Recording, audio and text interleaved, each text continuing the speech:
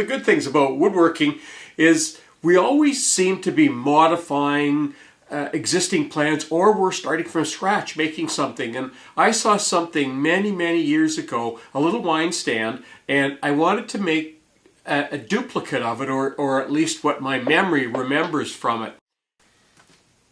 So here's the first model that I made, and this is 1 inch thick, and this is 1 inch thick, and there's an element here that, and these of course are 3/8 of an inch, and there's an element here that these didn't want to be too deep because of course they need to hold a bottle of wine without bottoming out down in the very bottom here.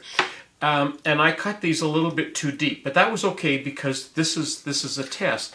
Now then I thought, well, it looks a little flat, so I thought, you know, if we lift this up, look at the difference that makes. Look at how much airier that makes this whole thing look. So I thought, well, it's going to have to go on stands, a little stand like this, to lift it up. But then I decided, I don't know, this might be a little bit too thick. It looks a little heavy to me. So let's move it out of the way. And there's the next one that I made, and you can see, let's bring the other one in here, you can see the difference. And this is 3/4 of an inch material. So this is 3/4 of an inch, and these are 3/4 of an inch. And I like this. As soon as I made this, it's like model making. As soon as you make it, you go, ah, that's what it looks, that's what this element looks like. I'm going to be cutting it down here, and then I'm going to rip it in the direction of the grain. So we're actually going to be wasting some wood here because this stand needs to be running with parallel grain wood. We can't be running cross.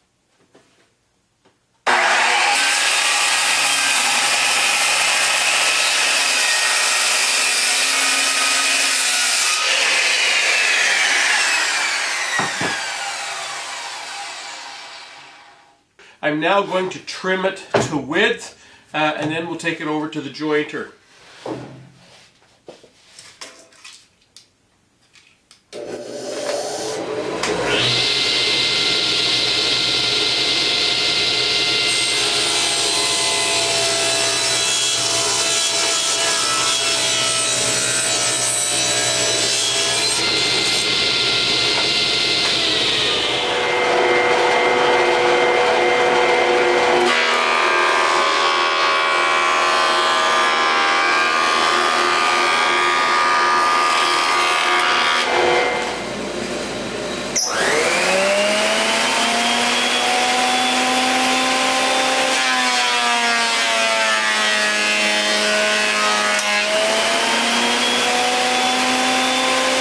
We just need to trim our board to length now.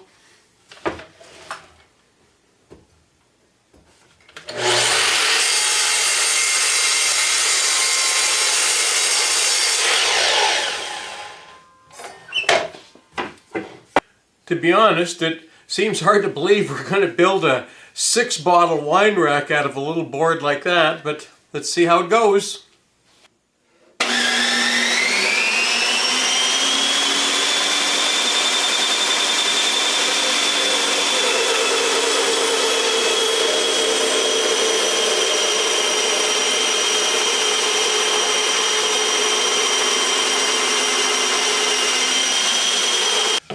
There, I've trimmed the boards down, and now I just need to cut out the inside. And I've already cut the hole to put the scroll saw blade through, and all I have to do now is cut that out.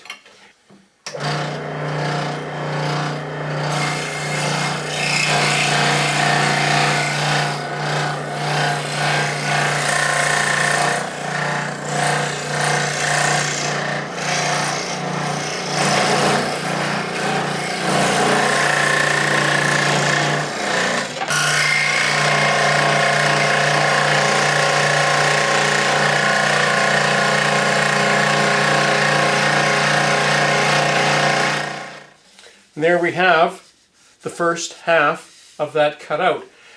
Okay, we've cut the main frame out, and with the parts that we've cut out of the middle, we're going to use those to cut the little strips like we have on the model here.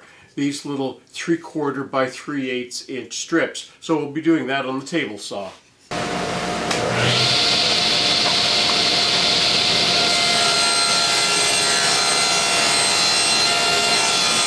In order to make these the consistent 6-inch length, I put a stop block in here so that I can butt up to it, and there's plenty of room for me to put my hand in here without any safety concerns. So let's go ahead and cut all of those.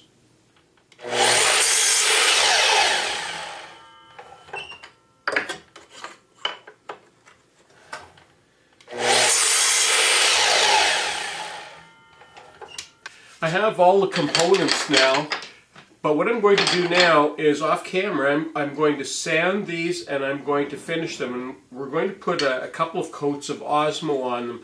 And as you recall, I still have these little notches to do that. I'm going to cut those out after I've done the finishing, because it's going to be much easier to work with these blanks without the little notches cut out of them, and the same with these components. So that's what I'm going to do.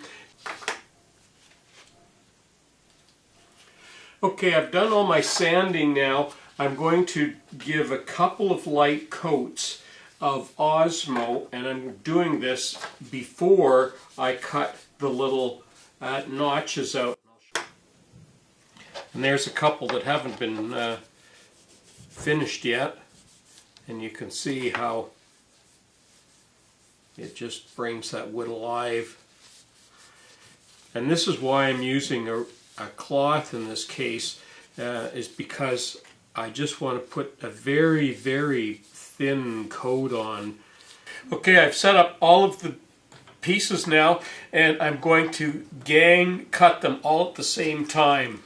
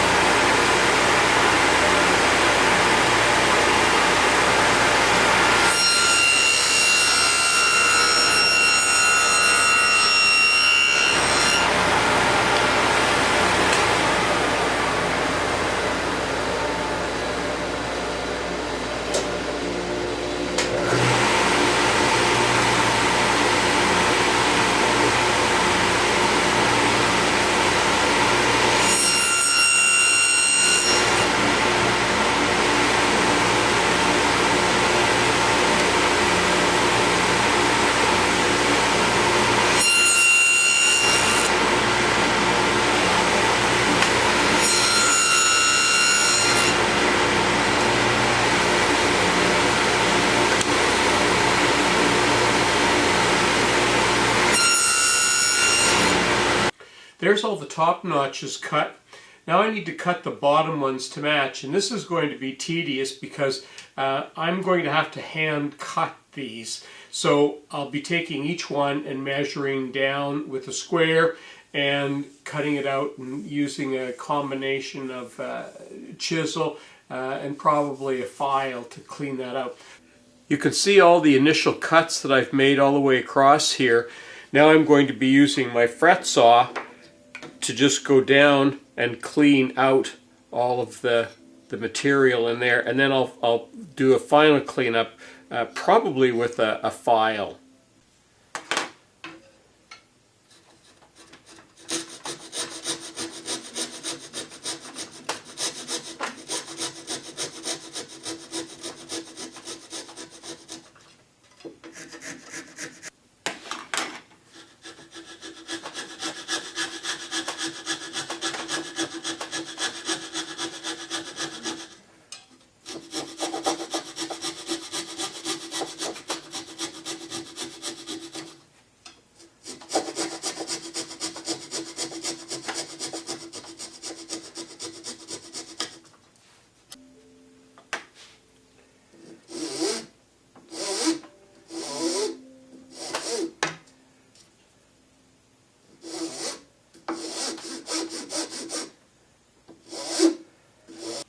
Well, we got all our notches cut on both the bottom pieces, and I've done a quick dry fit and everything is going together very nicely. The next thing I'm going to do now is just do a little dab of glue in each one of the joints, and that's all it's going to take to hold this together, because the friction of the fit will really hold it together well, because one part fits so well into the other. I think this is going to take a little while, so maybe I won't show everything here, but we'll come back and show you pieces. Let's show you first of all the structure of what this is going to look like. That one upside down.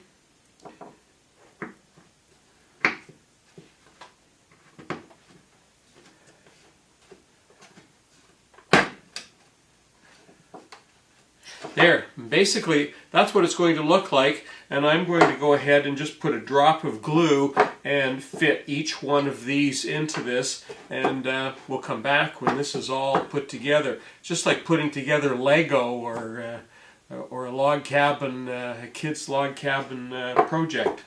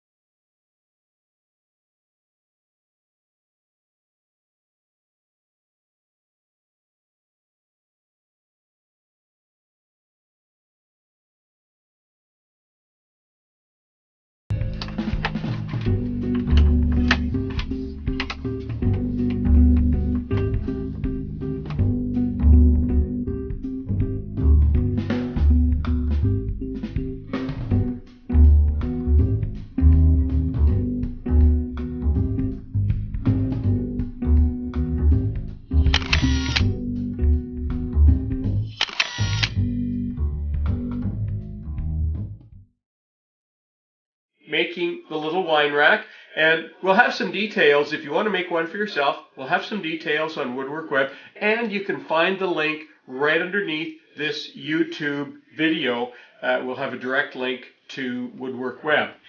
Don't forget, if you haven't already, to subscribe to us, like us on Facebook, follow us on Twitter. I'm Colin Canet for WoodWorkWeb. Thanks for watching.